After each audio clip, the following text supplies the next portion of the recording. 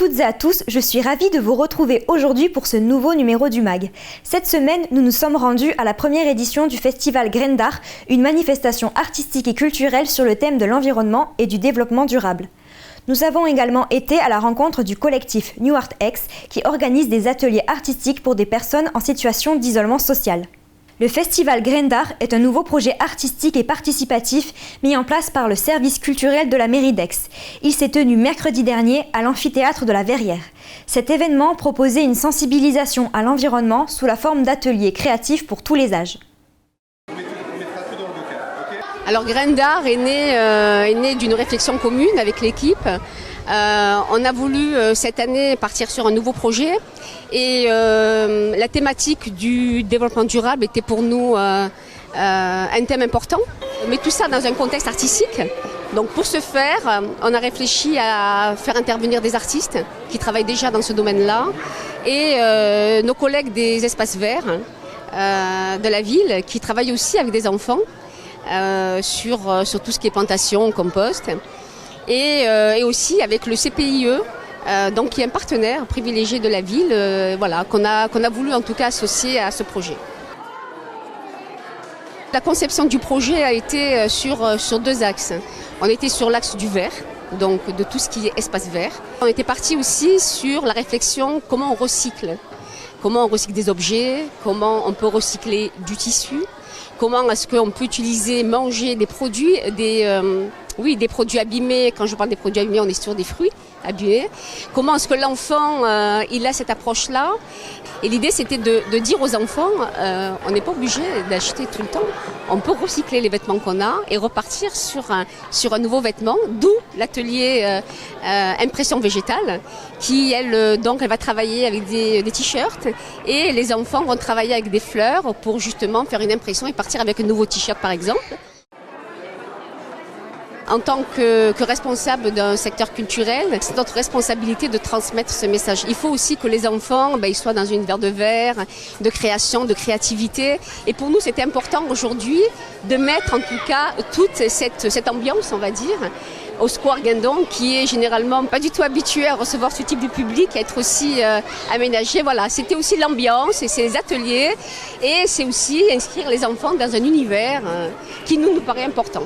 Et on espère qu'en tout cas, tous les enfants qui sont là, on espère que les responsables qui les accompagnent continueront cette démarche dans leurs activités, dans les centres sociaux. Les parents qui sont venus aussi avec les enfants, on voit bien qu'ils sont aussi sensibles à cette thématique. Et on espère qu'au-delà, en tout cas, de ce qui se passe aujourd'hui, l'action continuera.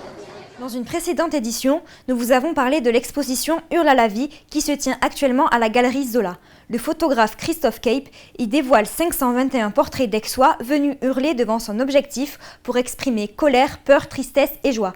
Nous sommes allés à sa rencontre.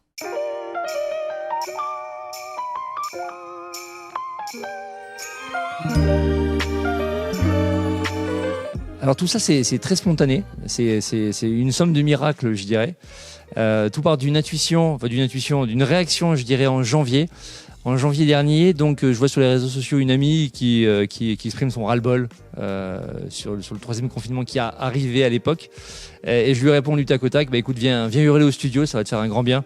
Et au moment où je lui écris ça, j'ai cette intuition que ce qu'elle ressent, je le ressens aussi, et mes proches autour le ressentent aussi, et que probablement on est très très nombreux à le ressentir, cette envie, ce ras-le-bol, cette envie d'autre chose.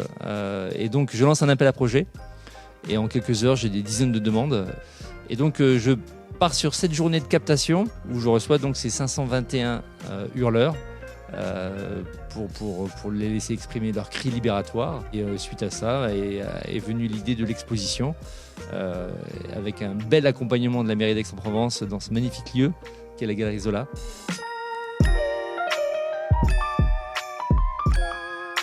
Finalement, oser ce cri ou s'autoriser ce cri, c'est quelque part briser quelque chose dans son image pour aller vers quelque chose de réel. Les gens étaient vraiment heureux de ce qu'ils venaient de vivre, même si c'était souvent accompagné de larmes, malgré tout, ce sentiment libératoire, donc on parle d'un cri libératoire dans l'absolu de manière très générique, mais se l'autoriser, le vivre véritablement, c'est quelque chose d'assez bluffant.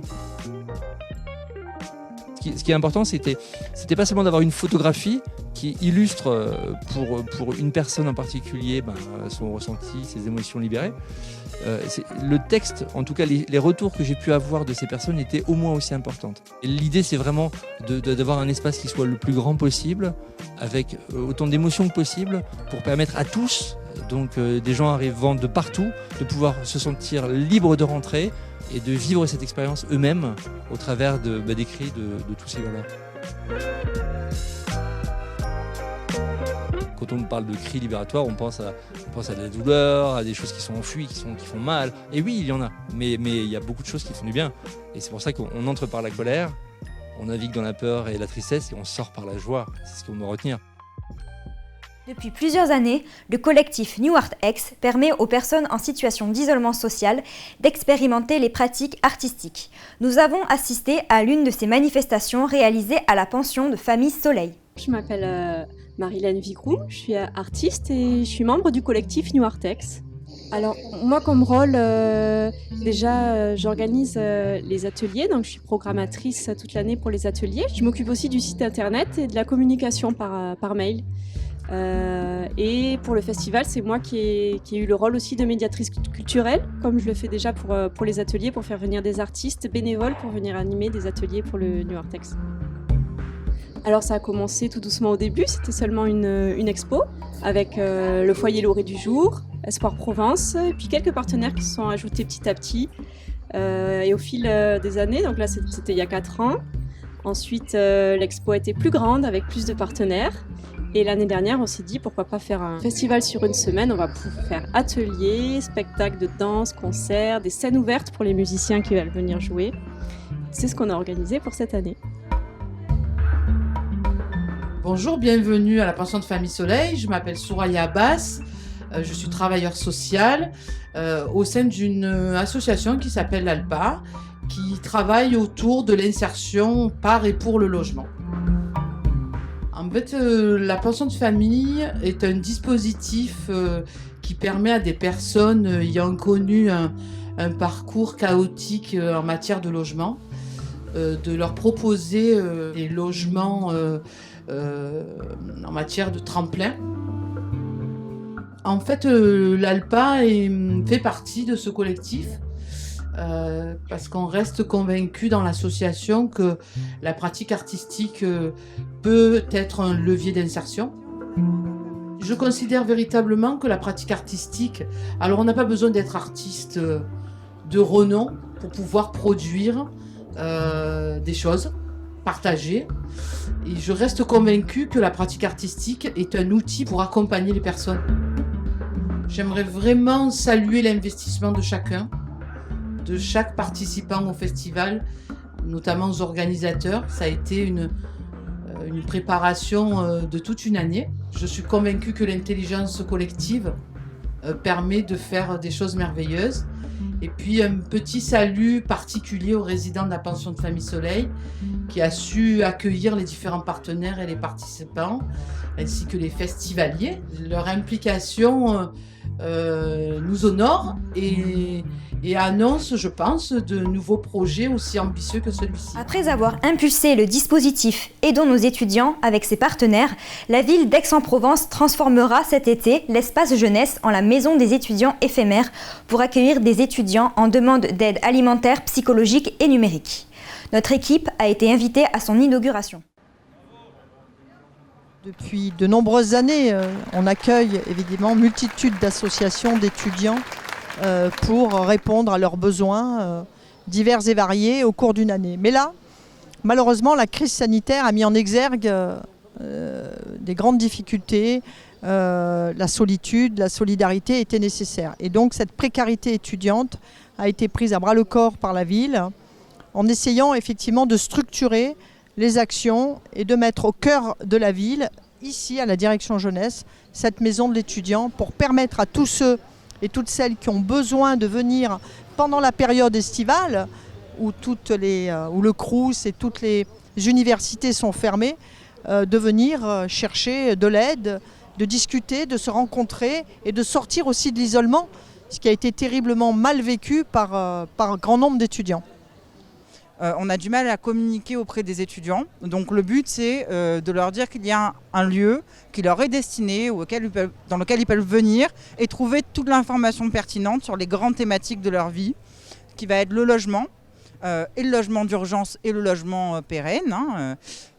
L'aide alimentaire, c'est-à-dire qu'on va mettre en relation avec les associations qui vont distribuer des colis alimentaires, mais également on aura, si besoin, pendant l'été où les associations sont un peu moins présentes, de quoi les aider quelques colis. Voilà. Sur la fracture numérique, puisqu'il y a des postes de travail à l'intérieur, le Wi-Fi, et puis les informateurs jeunesse qui peuvent les accompagner. L'information sur l'orientation universitaire et tout ce qui s'ensuit. Donc nous avons des agents de la ville qui sont formés pour ça, pour accueillir et orienter les étudiants, qui sont les informateurs jeunesse, qui sont à l'intérieur, et qui pourront accueillir tous les étudiants qui le souhaitent et qui en ont besoin. Alors c'est pas uniquement les étudiants qui sont dans le besoin et dans la précarité, c'est dédié pour eux parce que c'est vrai qu'ils ont besoin d'avoir quelque chose d'identifié et d'identifiable pour que ça soit plus fluide et plus facile d'accès, mais également les étudiants qui ont besoin en termes d'informations peut-être plus banales sur le logement, le déplacement et la formation, quoi. Pendant la crise sanitaire, on a vu que les étudiants avaient vraiment besoin d'un accompagnement supplémentaire, d'aussi un endroit tout simplement en fait, pour se rencontrer, pour se retrouver et pour vivre ensemble et de retrouver un peu la vie normale, entre guillemets. Et du coup, on est vraiment très heureux de voir cette maison éphémère de l'étudiant apparaître aujourd'hui à une époque qui est si difficile pour les étudiants. Avant de clôturer ce mag, voici quelques idées de sortie pour ce week-end. Le festival C'est-Sud les 2 et 3 juillet au Parc Villiers qui propose 20 spectacles gratuits. Puis la fête de la nature à Fuveau qui présente de nombreux événements tout au long de la journée. Enfin, n'oubliez pas la Nuit européenne des musées ce samedi 4 juillet. Merci à vous d'avoir suivi ce mag et à la semaine prochaine pour une nouvelle édition.